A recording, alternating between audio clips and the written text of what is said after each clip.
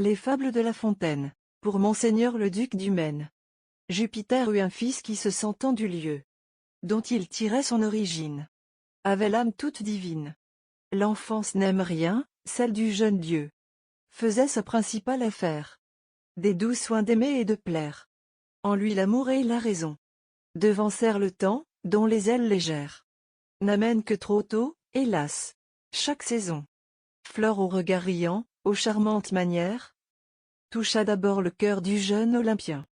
Ce que la passion peut inspirer d'adresse, sentiment délicat et rempli de tendresse. Pleurs, soupirs, tout en fut, bref, il n'oublia rien.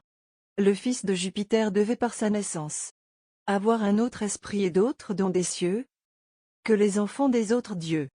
Il semblait qu'il n'agit que par réminiscence, et qu'il eût autrefois fait le métier d'amant, tant il le fit parfaitement. Jupiter cependant voulut le faire instruire. Il assembla les dieux, et dit, j'ai su conduire seul et sans compagnon jusqu'ici l'univers. Mais il est des emplois divers qu'au nouveau Dieu je distribue. Sur cet enfant chéri j'ai donc jeté la vue. C'est mon sang, tout est plein déjà de ses autels. Afin de mériter le rang des immortels, il faut qu'il sache tout. Le maître du tonnerre eut à peine achevé que chacun applaudit. Pour savoir tout, l'enfant n'avait que trop d'esprit. Je veux, dit le dieu de la guerre, lui montrer moi-même cet art. Par qui main héros ont eu part aux honneurs de l'Olympe, et grossit cet empire.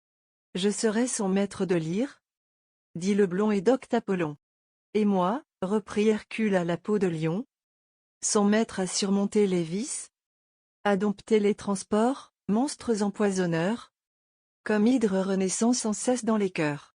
Ennemi des molles délices, il apprendra de moi les sentiers peu battus, qui mènent aux honneurs sur les pas des vertus. Quand se vint au dieu de Cythère, il dit qu'il lui montrerait tout.